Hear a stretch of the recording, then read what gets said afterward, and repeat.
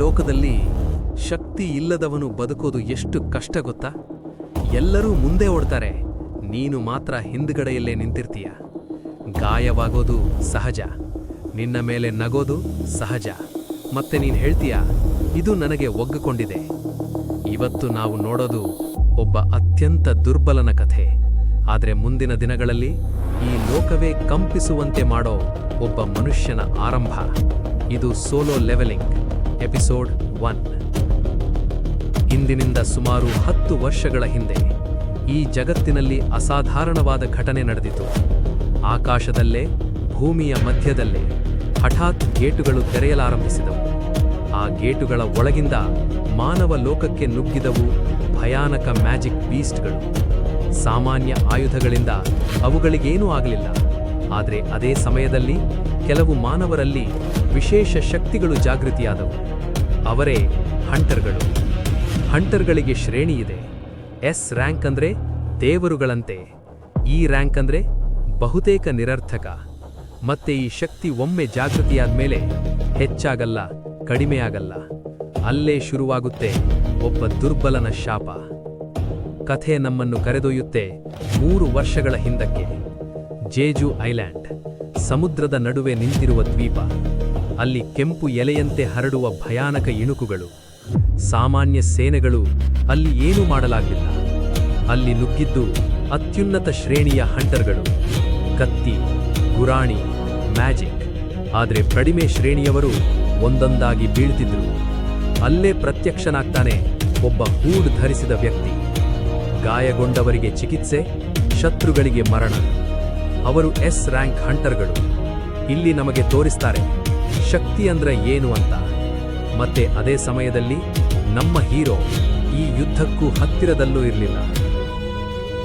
ಈಗ ಕಥೆ ಬರುತ್ತೆ ನಮ್ಮ ನಾಯಕನ ಕಡೆ. ಸಂಗ್ ಜಿನ್ ವೂ, ಈ ರ್ಯಾಂಕ್ ಹಂಟರ್, ಮಾನವ ಕುಲದ ಅತಿ ದುರ್ಬಲ ಹಂಟರ್. ಅವನು ಡಂಜನ್ಗೆ ಬಂದಿದ್ರೆ ಎಲ್ಲರೂ ನಿಶ್ಚಿಂತ.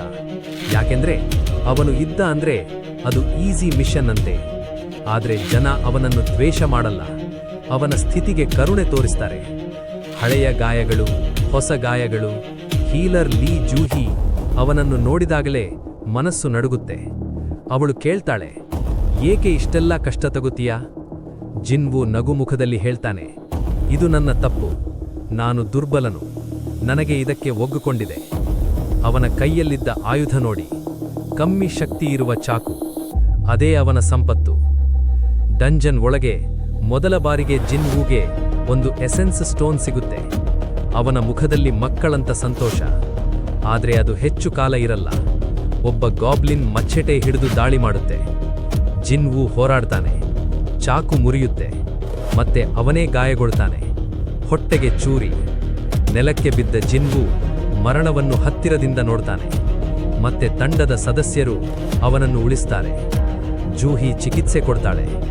ಅವನಿಗೆ ಮತ್ತೊಮ್ಮೆ ಅರಿವಾಗುತ್ತೆ, ನಾನಿಲ್ಲದೇ ಇದ್ರೆ ಇವರಿಗೆ ಸುಲಭವಾಗಿರುತ್ತಿತ್ತು. ಡಂಜನ್ ಬಾಸ್ ಒಬ್ಬ ವೇರ್ ವುಲ್ಫ್. ಅದನ್ನು ಸೋಲಿಸಿದ ನಂತರ ತಂಡ ಸಂಭ್ರಮಿಸುತ್ತೆ. ಅಲ್ಲೇ ಸಿಗುತ್ತೆ ಒಂದು ಅಪರೂಪದ ಡಬಲ್ ಡಂಜನ್. ಅದರೊಳಗೆ ಹೋಗೋದು ಅಪಾಯಕರ. ವೋಟ್ ನಡೆಯುತ್ತೆ.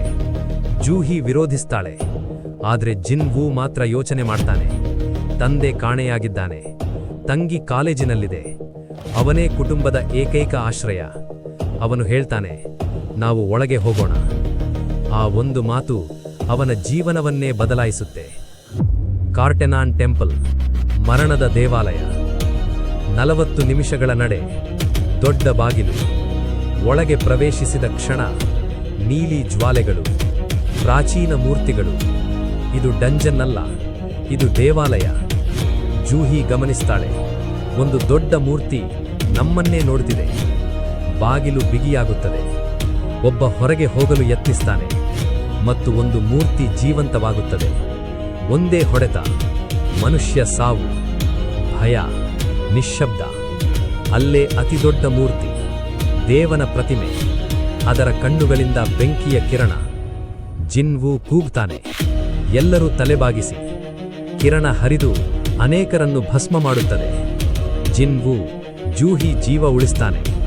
ಅವನಿಗೆ ಗೊತ್ತಾಗುತ್ತೆ, ಇದು ಡಂಜನ್ನಲ್ಲ, ಇದು ಮರಣ ಪರೀಕ್ಷೆ. ಜಿನ್ವು ಮನಸ್ಸಿನಲ್ಲಿ ಯೋಚನೆ. ಇವರೆಲ್ಲ ದಿನಗಳಲ್ಲಿ ಎಷ್ಟು ಬಾರಿ ನಾನು ಸಾಯುವ ಹಂತಕ್ಕೆ ಬಂದೆ. ಇದು ಕೂಡ ಅದೇ ಅನಿಸಬಹುದು. ಆದರೆ ಈ ಬಾರಿ ಏನೋ ಬೇರೆಯದು. ಭಯ, ನೋವು, ಆದರೆ ಕಣ್ಣುಗಳಲ್ಲಿ ಒಂದು ಸ್ಪಷ್ಟತೆ. ಇಲ್ಲಿಂದ ಒಬ್ಬ ದುರ್ಬಲನ ಅಂತ್ಯ ಮತ್ತೆ ಒಬ್ಬ ರಾಕ್ಷಸನ ಜನನ. ಇದು ಸೋಲೋ ಲೆವೆಲಿಂಗ್ ಎಪಿಸೋಡ್ 1. ದುರ್ಬಲನು ಹೇಗೆ ವಿಧಿಯನ್ನು ಎದುರಿಸುತ್ತಾನೆ, ಅದರ ಮೊದಲ ಅಧ್ಯಾಯ. ಮುಂದಿನ ಎಪಿಸೋಡ್ನಲ್ಲಿ ಜಿನ್ವು ಎದುರಿಸೋದು ಸಾಕ್ಷಾತ್ ಮರಣ. ನೀವು ಈ ಕಥೆಯನ್ನು ಪೂರ್ಣವಾಗಿ ಕೇಳಬೇಕೆಂದರೆ ವಿಡಿಯೋಗೆ ಲೈಕ್ ಮಾಡಿ, ಬಾಯ್ಸ್ ಟಾಕ್ ಚಾನೆಲ್ ಸಬ್ಸ್ಕ್ರೈಬ್ ಮಾಡಿ, ಏಕೆಂದರೆ ಇದು ಕೇವಲ ಆರಂಭ.